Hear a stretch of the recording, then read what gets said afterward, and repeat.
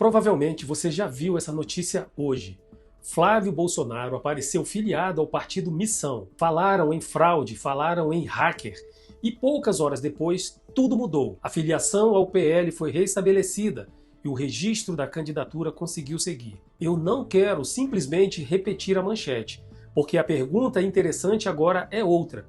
E se isso não tivesse sido descoberto a tempo? Flávio Bolsonaro poderia realmente ficar fora dessa eleição?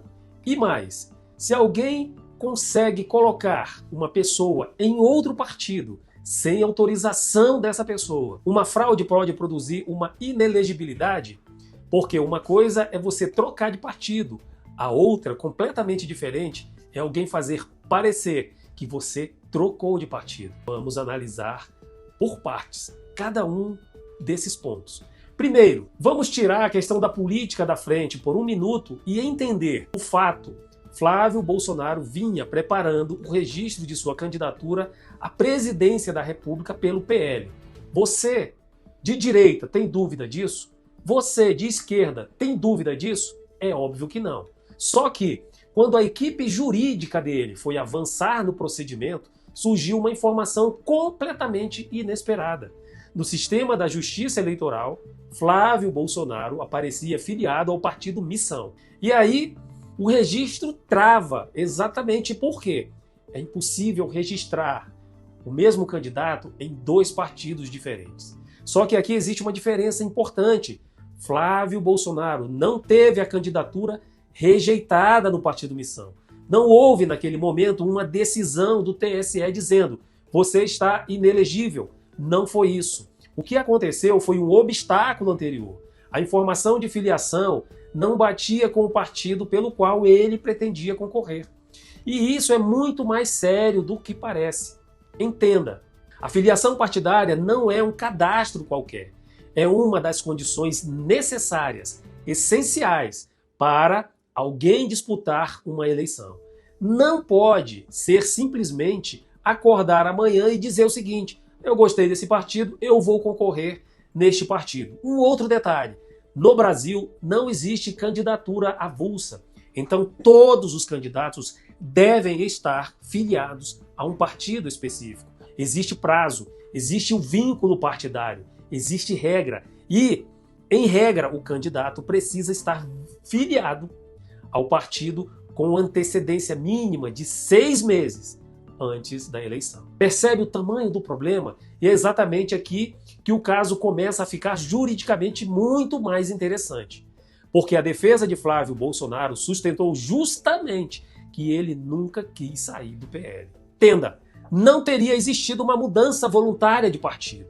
E isso faz toda a diferença. Imagine alguém alterar o seu cadastro bancário sem a sua autorização, fazer transferências na sua conta sem a sua autorização. Você não pode simplesmente depois dizer: bom, como o sistema registrou, como foi feita aquela transação, quem foi que fez? Não dá mais para fazer nada? É óbvio que se sua conta bancária for acessada indevidamente, você na mesma hora vai procurar o banco. Houve uma manifestação do candidato, houve um pedido de filiação, houve consentimento. Onde está essa documentação de transferência de partido? Se não houve, se não existe, você não pode transformar uma fraude praticada por um terceiro em uma punição contra a própria pessoa atingida. E neste caso, foi Flávio Bolsonaro. Essa é a tese central por trás de toda essa confusão. E foi aí que o TSE entrou no caso. Exatamente porque o presidente do TSE determinou o cancelamento daquela filiação ao partido Missão e o restabelecimento de Flávio Bolsonaro no PL. Com isso, o impedimento que estava travando o registro desapareceu e a candidatura conseguiu seguir protocolada. Então, acabou? É óbvio que não. Acabou um problema, começou outro. Por quê? Agora alguém precisa responder uma pergunta muito simples: quem fez a filiação de Flávio Bolsonaro no partido Missão? O que teria acontecido então? Seria o uso indevido da ferramenta por alguém que tinha login e senha para acessar as credenciais e realizar exatamente aquela filiação. Percebe como isso muda completamente a conversa? A pergunta deixa de ser: quem invadiu o TSE? E passa a ser: quem tinha acesso autorizado, quem utilizou esse acesso autorizado, de onde partiu essa operação, qual foi a credencial utilizada para lançar os dados de Flávio Bolsonaro do Partido Missão. Entendam, e vamos voltar à pergunta. Se isso não tivesse sido corrigido, Flávio Bolsonaro poderia ficar fora da eleição? Em uma eleição, registrar candidatura e ter candidatura são coisas diferentes. Registrar uma candidatura e depois ter a candidatura deferida com decisão do Tribunal Superior Eleitoral são coisas diferentes. Entendam isso. Agora deixa eu sair de Flávio Bolsonaro por um minuto e aqui talvez você esteja num ponto importante de todo o caso. Imagine que isso não acontece com um senador, não acontece com um candidato à presidência, não acontece com alguém cercado de advogados. Imagine essa situação com um candidato a vereador, com um candidato a deputado estadual por uma cidade pequena, ou naquele estado, no estado menor. A pessoa está trabalhando, fazendo campanha, cuidando dos documentos e não verifica o sistema todos os dias. E aí um terceiro lança uma filiação indevida e depois essa pessoa, esse candidato, descobre, talvez fora do prazo, que alguém tentando impugnar a sua candidatura. E aí, como ela vai conseguir provar? Quanto tempo leva para corrigir? E se o prazo eleitoral estiver correndo? E se tiver terminado? Por isso que essa história vai muito além de Flávio Bolsonaro, do PL ou do Missão.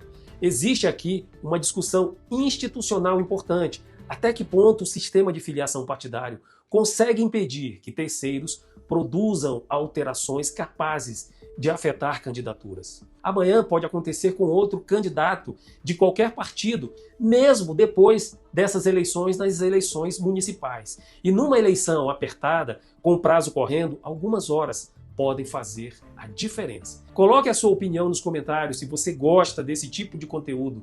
Por quê?